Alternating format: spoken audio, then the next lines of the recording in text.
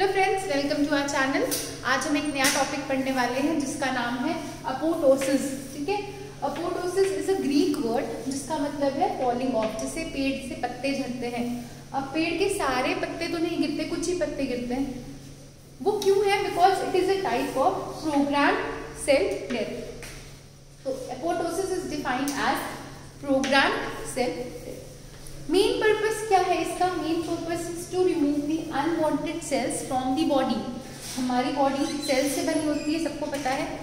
तो why does it happen? ये process क्यों होता है हमारी बॉडी में? To remove the unwanted cells, and it is a very important process. It starts before our birth and ends till our life. तो ये पूरी देर चलता रहता है, जब बंदा पैदा होता है टिल उसकी डेथ तक apoptosis process continues in the body. It is important to maintain homeostasis. Homeostasis is maintenance of constant internal environment in our body. तो homeostasis maintain करने के लिए बहुत जरूरी है and to remove the unwanted cells from the body. इसकी causes को कैसे डिवाइड करते हैं? Physiological and pathological. Physiological is which is normal in the body. ठीक है, जैसे normal embryogenesis and fetal development, ये जो प्रोसेस है ये हमारे नॉर्मल एम्ब्रियोजेनेसिस, जब एम्ब्रियो आता है फीमेल की बॉडी में, एम्ब्रियो बनता है, उसके लिए एंड फीटल डेवलपमेंट बच्चे के बनने के लिए बहुत जरूरी है। ठीक है, जैसे डिजिट्स इन द हैंड, हमारे हाथ में जो उंगलियां बनती हैं, this is because of apoptosis. ठीक है, नहीं तो हमारी फिंगर्स ऐसी होंगी, there will be no space between our fingers. अगर ये if there is error in this process of apoptosis, then we will have webbed fingers, or the term is syntactily fusion of fingers. तो देखिए ये process कितना important है। if there is error in this process, then there will be not normal embryogenesis or fetal development, and there can be various syndromes. First is normal embryogenesis, second is hormone dependent involution. For example, involution of uterus following menopause के बाद involution of uterus, involution of breast following lactation after weaning. जब बच्चा पैदा होता है mother उसको breast feed कराती है, लैक्टेशन में there is increase in the size of breast.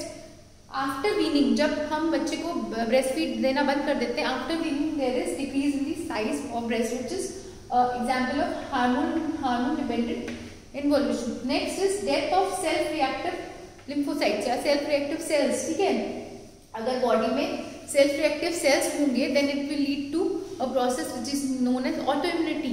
हमारी बॉडी के सेल्स बाकी सारे सेल्स को कहा जाएंगे, which will ultimately lead to auto immunity, auto immune disease. Next is cell जिसने कंप्लीट कर लिया अपना फंक्शन, जो सेल अपना फंक्शन खत्म कर चुका है। सपोज हमारी बॉडी में कोई इन्फेक्शन हुई है, ठीक है, तो इन्फेक्शन के लिए कौन से सेल्स होते हैं सबको पता है, न्यूट्रोफिल्स एंड मोनोसाइट्स। ठीक है, तो ये सेल्स इन्फेक्शन को काउंटरएक्ट करते हैं। जब ये सेल अपना कंप्लीट कर लेंगे फंक्शन, तो उनका भी क्या होगा? एपोटोसिस। ठीक है, so these are the physiological causes: normal embryogenesis, fetal development, hormone dependent involution, death of self reactive T lymphocytes and cell who has completed its function. ठीक है, सिग्नल आता है बॉडी को उन सेल्स को फॉर एपोटोसिस। ठीक है, अब आ जाइए pathological causes which is not normal, so there will be any pathology inside the body. जैसे अगर डीएनए डैमेज हो गया रेडिएशन से या कीमोथेरेपी से, if there are cells which are infected with virus and if there are accumulation of misfolded proteins.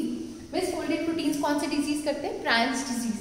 So if there is accumulation of misfolded proteins, तब भी क्या होगा? Apoptosis process will start. तो these are the causes. ठीक है, अब चलते हैं इनके मैकेनिज्म पे। इनको हम 3 पार्ट्स में डिवाइड करते हैं: initiation, execution and disposal. Initiation कब स्टार्ट होगा, कब सिग्नल मिलेगा सेल को? That is initiation. Execution, initiate हो गया है, उसके बाद इसके 2 पाथवेज होते हैं, इंट्रिंसिक एंड एक्सट्रिंसिक। उन दोनों का एक ही कॉमन पाथवे जिसको बोलते हैं एग्जीक्यूशन बाय एस्पेसिस। ठीक है, last is disposable of debris by macrophages. तो जो एपोप्टोटिक बॉडीज बनती हैं उनको डेब्रिस बोला जाता है, जो मैक्रोफेज से फैगोसाइटोस हो जाते हैं। तो this is the mechanism. Let's start. सबसे पहले सिग्नल्स कौन से होते हैं? तो 2 टाइप के सिग्नल्स होते हैं: withdrawal of positive signal and receipt of negative signals.